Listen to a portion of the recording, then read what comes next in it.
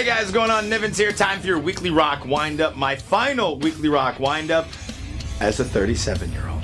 Birthday's tomorrow, if you're keeping track at home.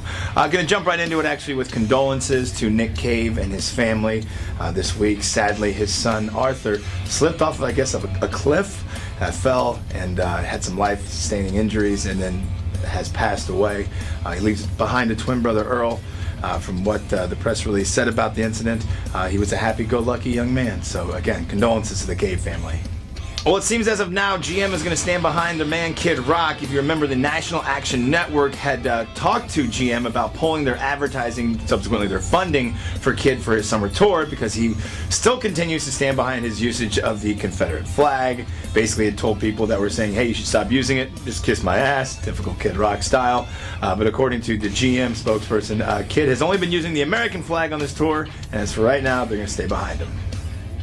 Well, Danzig's coming in town on Sunday to rock the Midland. However, if you're going to go, make sure you don't take any video of him. Glenn Danzig, if you recall, a few years back got knocked the F out by a guy in the Sunny Southside Cowboys or something like that, a band that's no longer around. That video floated all over the place. Well, now a new video is floating around.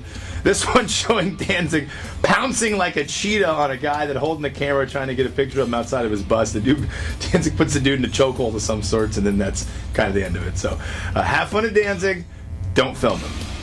Well, it seems that Sebastian Bach, former frontman for Skid Row, is going to be marrying his fiancée, Suzanne Lee, on Saturday, August 22nd. If you want to go hang out for the jam band session at the end and the wedding reception, it'll only cost you $300. Some people took to Twitter about this, saying, this is even something that Gene Simmons wouldn't do.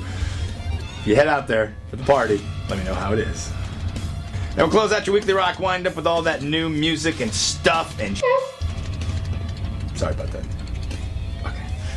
Nirvana's Best Of album, the self-titled Best Of album, will be coming out in August on the 28th. It'll have everything on it on vinyl. It's already been out. It came out in 2002. It's going to be actually on vinyl for the first time.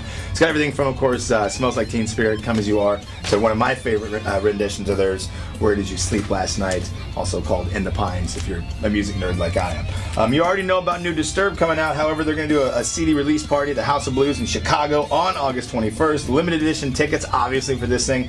The only way to get into a lottery for that is by pre-ordering the new album. So if you do that, let me know, because that sounds like a lot of fun. This is one of those deals, kind of like, seems a little dated, but the Archie meets Ramones in a comic coming in 2016. 6 a.m. making a monster of an announcement this week. They're going to put out not one but two albums next year, a double disc thing. They've already got something like 24 songs to work on. And then they're going to look to do a 24-month world tour starting in 2016. Iron Maiden looking to kick out some limited edition brah. Trooper 666 going to be available October the 1st. This one is in the works. I don't have any information about it other than being in a works sort of deal.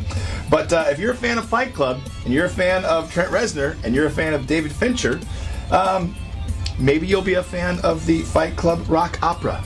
Chuck Palahniuk, author of Fight Club, confirmed it last weekend at Comic-Con, that it is definitely happening with Fincher and Reznor. Okay.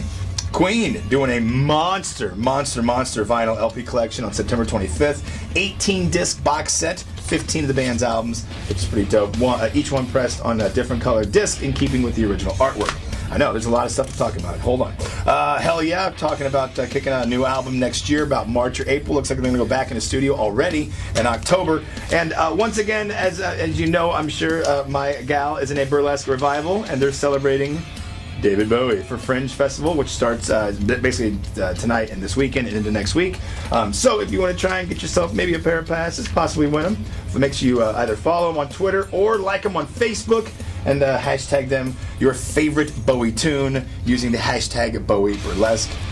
Check them out, guys. They're a lot of fun. Burlesque on the Rocks is the Facebook page. I am Nivens. Oh yeah, and of course the Twitter handle. Make sure I'd be remiss if I didn't mention that.